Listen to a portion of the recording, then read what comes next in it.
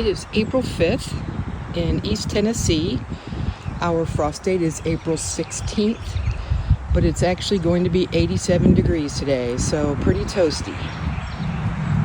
My potatoes are up and looking strong and healthy.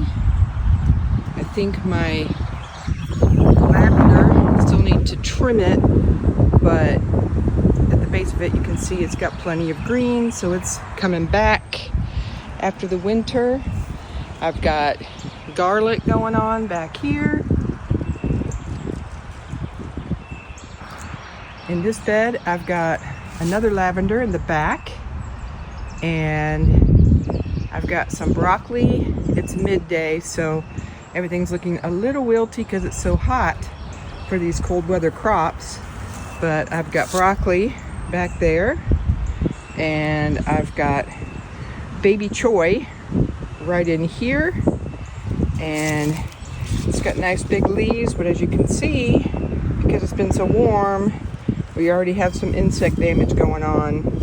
And I've got a little bit of spinach down here. Over in this bed, I've got my Swiss chard, which I harvested today, some of it, so that's why some of it's looking a little less than stellar.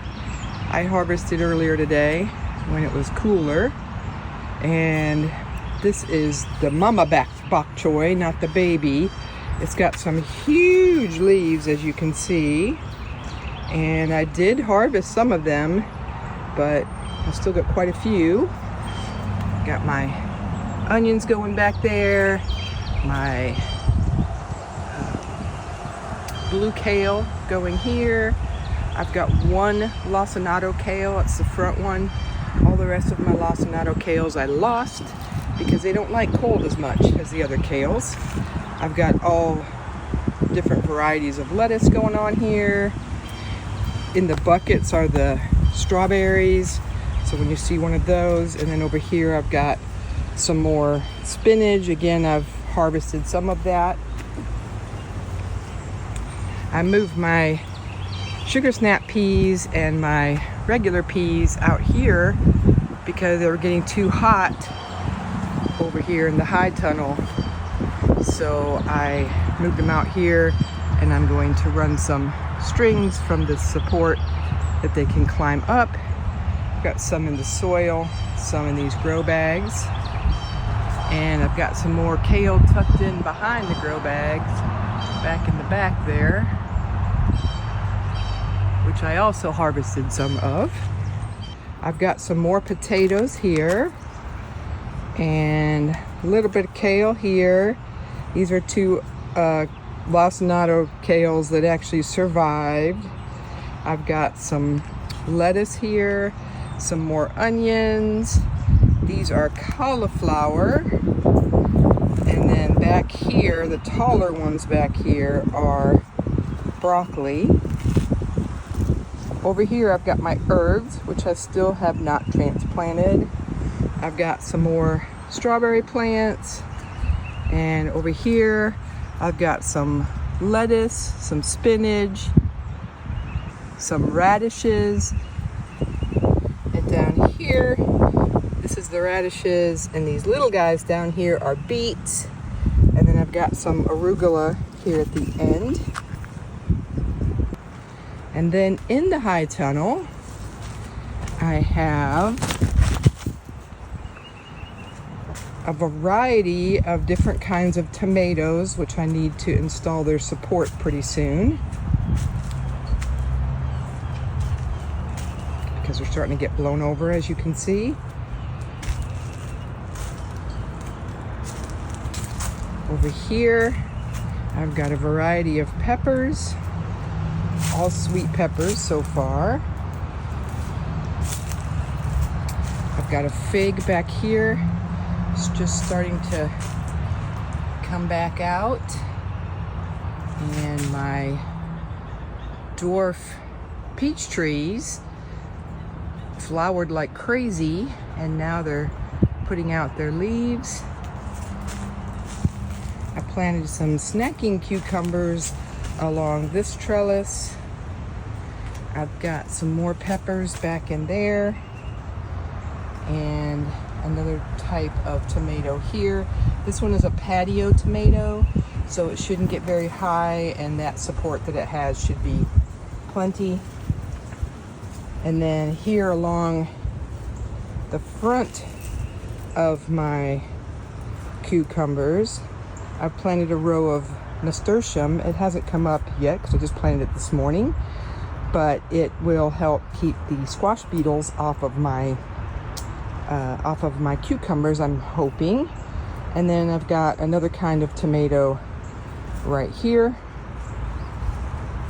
I've got my marigolds ready to plant. As you can see, I've planted them around various places to help keep the soil nematodes at bay. And that is basically it for right now. I've got the other half of this section that I need to fill with soil. I put down the paper first and then fill with soil to help keep the weeds down. That paper will degrade eventually and roots can go on down through. And I'm thinking I'm going to put a different type of cucumber here, a larger variety along here. And then I've got another whole U-shaped bed here that has no soil yet. That one, I believe, will be my butternut squash. I may put some more cucumbers in here. I'm trying to keep them out of the soil I've used before because of the squash beetles are such a problem here. And then I've got one more section here, which is where I did have my fabric bags with my peas, but it just gets too hot in here. So in here I'm going to have zucchini, and I'm going to try training it up. I saw that on a video and thought it looked like a good thing to try. And something else climbing on this side, not sure what yet. And then I've got some basil that I started. That's holy basil right there. And I've also got some other varieties that I'm going to be starting. And that's great for companion planting, especially with tomatoes.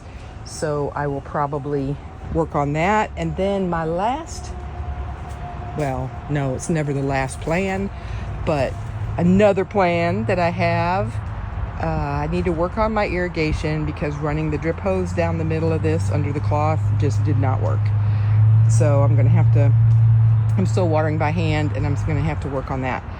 But in the back, over the winter, to help keep it a little bit warmer along the very edge, I had this straw, and my husband ordered it for me, and I was expecting wheat straw, and what came was this pine straw. And at first I was disappointed, but then I read that slugs don't like pine straw. It's too stiff and it cuts their little bodies. So I'm thinking that all around these tomato beds and pepper beds, over the top of the landscaping cloth, I can put that straw, and that will keep slugs from crawling up and eating my tomatoes or peppers or anything else that they might enjoy. So those are the plans, and that's what we've got going on right now. I hope you all are having a good time gardening or looking forward to your gardens. As I said, it's only April 4th and our frost date is April 16th. So I'm probably jumping the gun, but some of these things are undercover, so I think that they will be okay.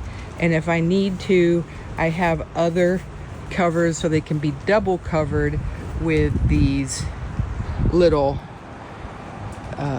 greenhouses. I've got several of these different sizes that I can just plop over them as needed. Happy gardening!